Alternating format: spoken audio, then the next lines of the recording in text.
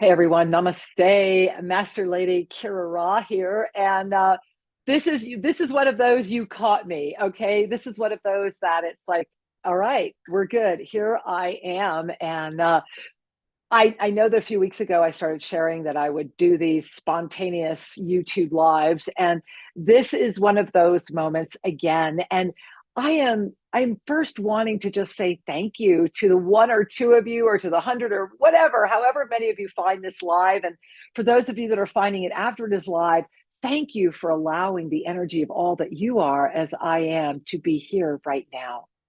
So, why am I here right now on this extraordinary day? Well, for many, today is a day about masculinity. Is it a day about fatherhood? Or certainly that is the energy of the field.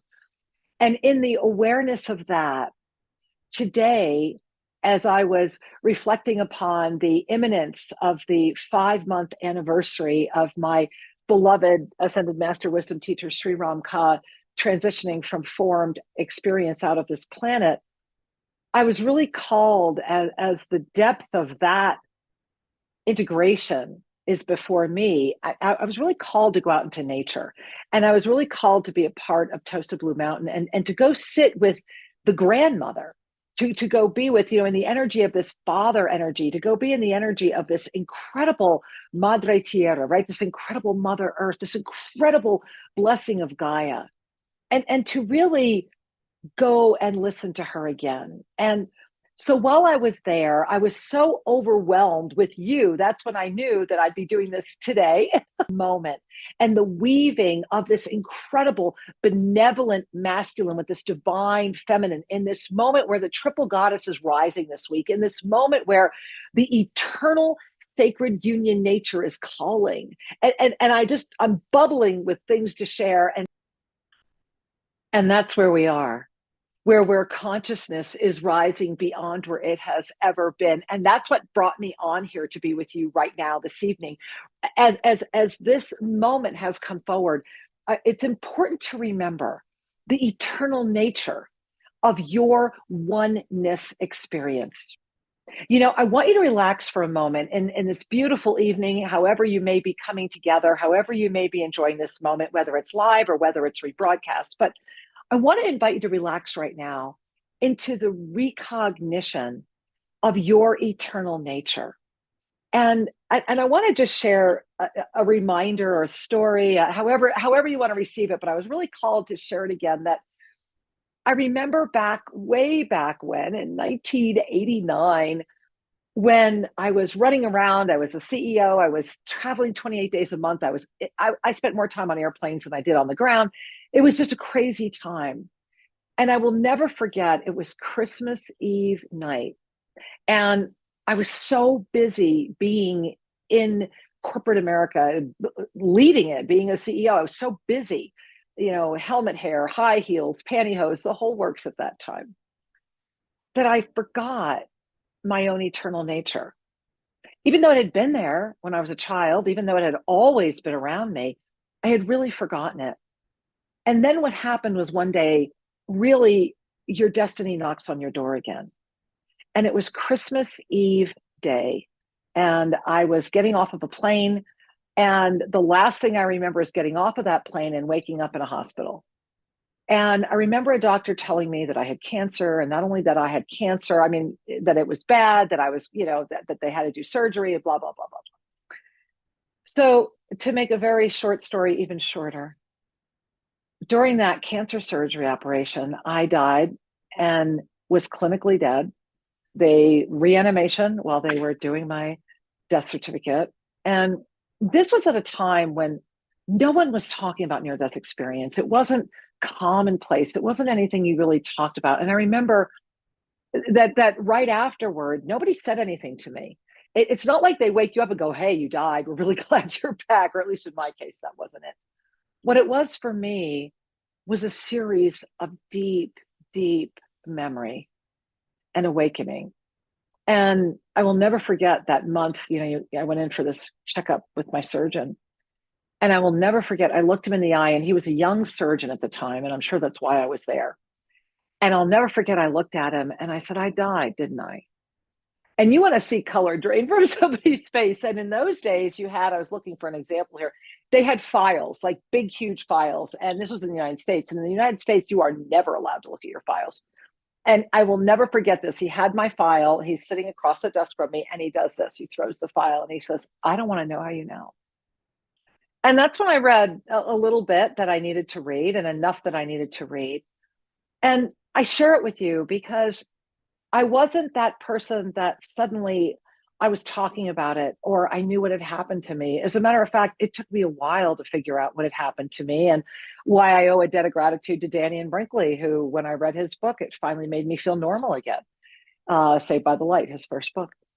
And in that moment of the recognition of what this experience had been, of knowing that I had transitioned out of this body of form but had come back, it was in that moment of knowing that all of it came flooding back.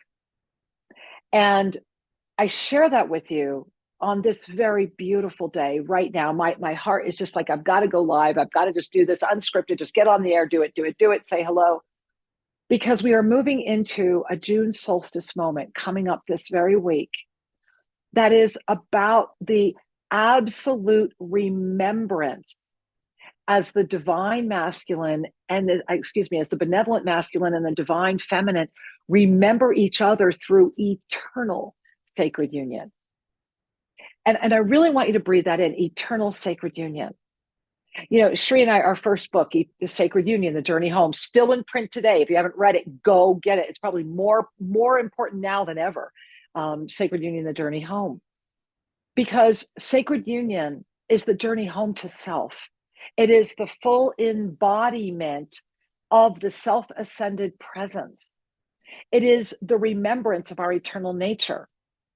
And when I was in my near-death experience, during that time, I didn't see Jesus like most people did. I didn't see relatives. In my case, the experience was so incredible.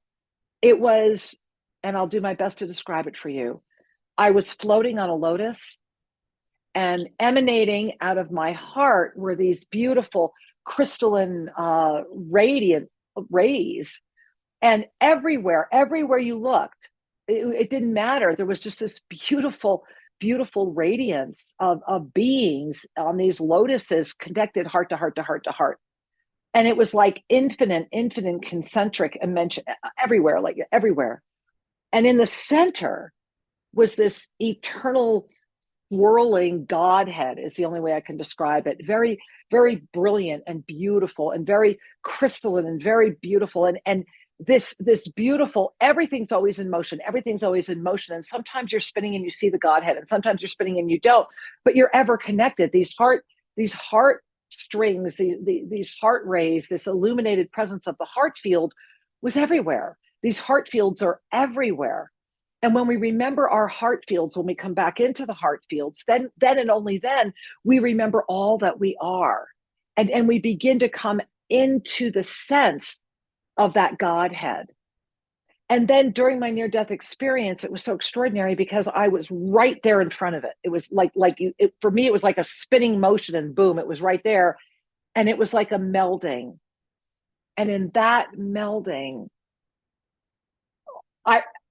it was the most extraordinary, exquisite, humbling knowing, because I saw Jesus, Buddha, all,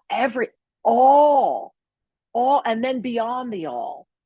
And then beyond the all, it all dissolved again. And then it dissolved again. And then it dissolved again. And then it dissolved again. And there was just this endless sense of oneness and love, and a dissolution of all separation, of all sense of anything other than the eternal sacred union, the essence of our divine nature in formed awareness. And I pray that I am describing that sufficiently enough that you can feel it, because this is what's coming right now. I wanted to share this piece of visionary art with you because this is what's happening right now. And this is why I had to go speak to the grandmothers. And this is why I had to come here, because this is what's happening in the solstice. It is a Trinity energy. It is the unified field of the eternal sacred union. It is the boundaryless masculine feminine expression coming into the harmonic with the eternal presence of all that we are. The masculine, the feminine, the eternal. That oneness experience, and we are already in it. And you see these meteor showers that are getting ready to illuminate, and that by July are just going to be 3 meteor showers converging. Saturn is going to go retrograde. We are in a moment where we are ready to say yes beyond any yes we have ever said before. You are in a moment right now where this very week, in this very moment, you have the opportunity to really say yes to all that you are, to activate that eternal sacred union outside of any sense of doubt, to discover the remembrance within you. This is a moment of remembrance.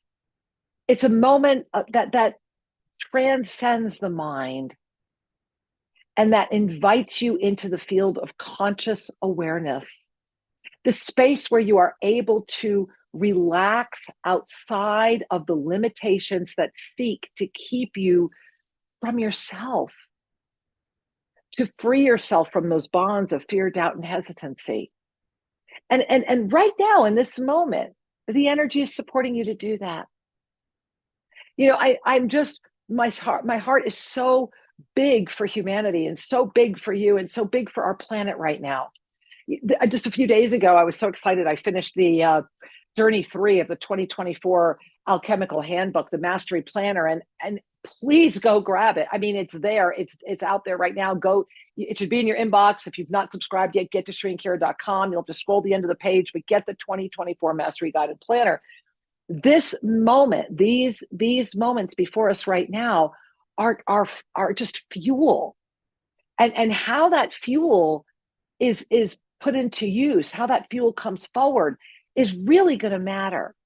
And in July, I'm just so excited to be able to teach you the anointing, the ways to open your sacred channels. Because what I really am aware of, and I know you are too, is that everything is converging, everything is lifting, and all the veils release as consciousness rises. It is a moment of extraordinary, incredible blessings beyond the words of this body of form to even bring into right now. You are the blessing. And in this moment, in this unified field, in the entrance of the eternal sacred union, in the remembrance of all that you are as I am, thank you for being here today. And know that eternal life, as I have now had 3 near-death experiences, and through that first one and through them all, the gift of being freed from the fear of death comes from the knowing of your eternal nature. In 2 days, I will celebrate the 5-month release of my beautiful husband in form. I invite you to say a prayer for him. I invite you to say a prayer for me. I say prayers as he does through the 2 of us in a unified field. With every breath, we are praying. Through our life, we are praying. Through our active presence, we are praying. And what I know is that you are the gift. Thank you for taking form. And I'm excited to expand this journey. Oh my gosh, what's coming this week? I'm going to be live. We're all going to be live from the Triple Goddess Lakes on the Solstice. Be there. I love you. Thanks for being here, guys.